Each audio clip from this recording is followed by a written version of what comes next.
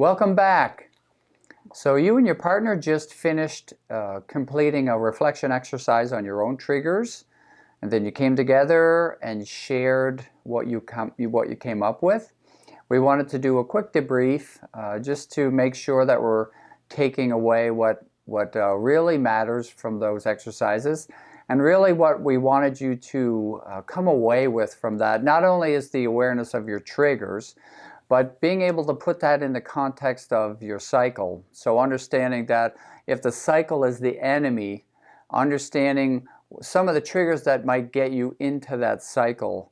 And that awareness and perception of your own triggers really can make a big difference in how often you are entering your cycle, or just, as we talked about flipping your lid, the awareness of what happens to get your lid flipped can pull back a lot of the tension that happens between couples, and certainly entering cycle, if that's one of the things that gets you entered in your cycle.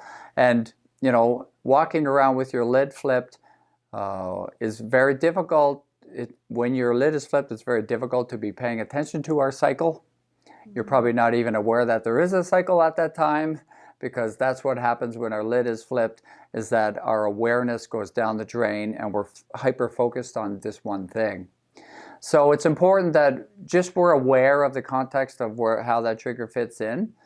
And so, honey, how about an example of a trigger for you?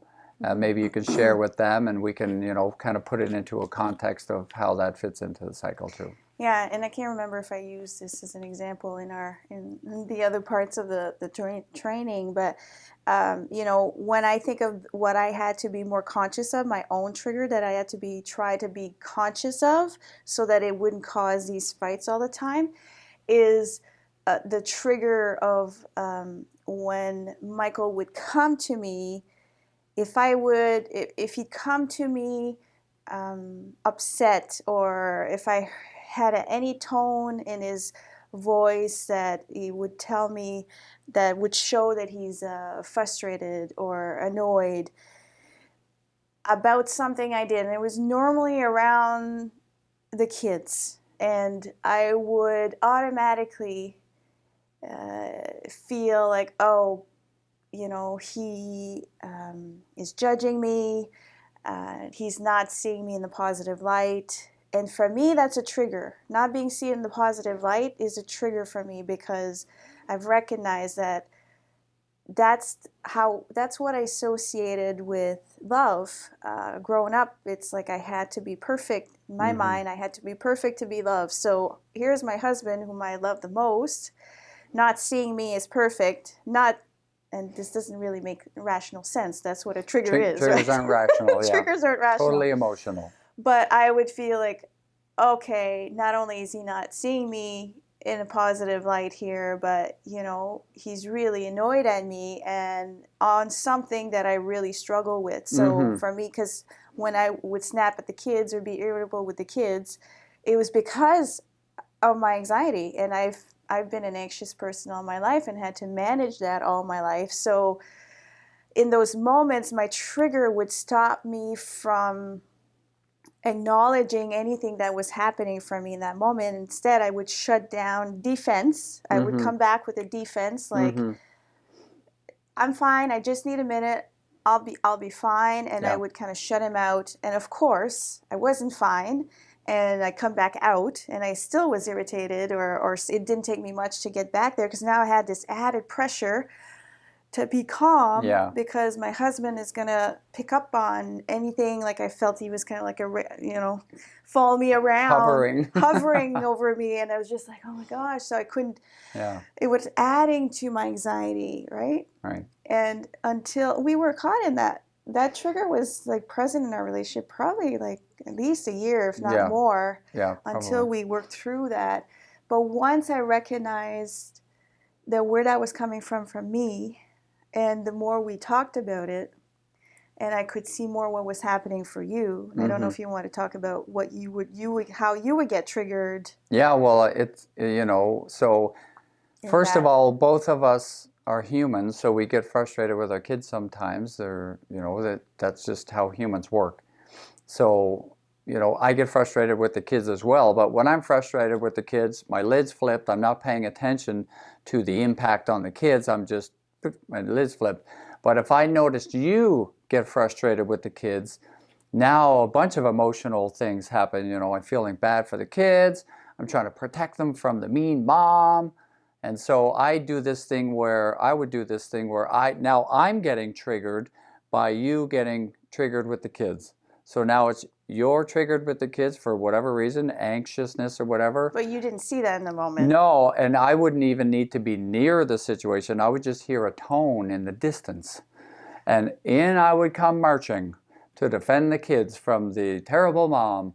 And I would make a comment towards Tina somehow. That's me getting triggered. And I may look calm in the moment, but I'm not really calm. And so then of course, you would get triggered by me saying that too. Mm-hmm. And it cascaded into a bunch of different things that would happen with us too. Right, because I already felt bad about my anxiety, and I already noticed I was irritable, and that would just make it like tenfold, right? And now my husband notices, and now he sees me as a mean mom. Yeah. Which when I'm doing it with the kids, I don't see myself as the mean dad. So to see her as the mean mom obviously isn't fair. But that's where you're triggered to. Yeah, right? that's just what happens. But it helped. It got transformed. Not that I never get triggered when you get frustrated with the kids, but once you started to open up about what was happening to you, now the filter that I used to look through you with, which was this person's getting mean with my kids, now it's, you're obviously overloaded with something. Mm-hmm. You're feeling anxious or whatever. So then we can begin a conversation, and I can even soften in my approach towards you, if I can have control of my own trigger, right? So this is my job to make sure I'm not flipping my lid and then getting mad at you. That's not going to help the situation much. So that's my job, and your job was to share what was happening with you, and I had to be present with you. Right, and my job in my end was also to not go to that place of reactivity when you would come to me, because if you were, because we say triggers, you're not going to be perfect at this. Sometimes you can come to me and you're fairly calm, and you can come to me now if you haven't been snapped into that, here's the bad mom, the mean mom, mm-hmm. not the bad mom, but the mean mom, that I have to protect my kids. If you haven't gotten yourself there, if you've said it early enough to mm-hmm. me, like you've picked up on it early enough, and you can then come to me and you're thinking more, it's more instead of the mean mom, it's my wife is really anxious about something. Yes. Right? Then you come to me and it's this message of, honey, what's going on? Do you mm-hmm. need a break, or what do you need? You're sounding a little bit irritable with the kids, right? Mm-hmm. It's a totally different message for me. No doubt. But sometimes you can't always do that. And depending on how long it's gone before you said something. So this is like a learning process. But at my end, I also have to recognize my own trigger with that. Yeah. And I also have to tell myself, okay, yes, I can see how Michael would have been upset at what he saw. So it's my job to not take that personally in that moment, and saying, he's not saying I'm a bad person. No. He's actually still loves me, and actually he's coming because he wants to help me, mm-hmm, right? Mm-hmm. Even though it may not always come out that way. That's right. I know that's your intent mm-hmm. now, because we've talked about it so much, and we've been working on this, that now I can work at saying, he just wants to help me so I can open up more to you about what's mm-hmm. happening with my anxiety, mm-hmm. right? So that's the cycle. Yeah, nice. And the more I open up to you about, really, from the moment I woke up this morning, I felt like I was struggling, the more then you can empathize, and the more you may not be as quick to being triggered. If you see me, you'll have more empathy towards me. Yeah, I can put it into a context that's different than this person's being mean to my kids, know? And now I can think about their needs, and I can think about your needs too. It's easier to think, I'm not perfect with it. Right. And the other piece I was thinking about when you were talking is, as a withdrawer, my not natural way, that's not true. What I've learned is that when the tension reduces, then I shove it to the back. When the tension reduces, I shove it to the back. So if Tina has an episode with the kids and she gets frustrated, and once the tension's reduced, okay, I shove it to the back. But I think what I'm getting better with is having conversations with you outside of those tension-filled moments, and just saying, this is what I'm noticing.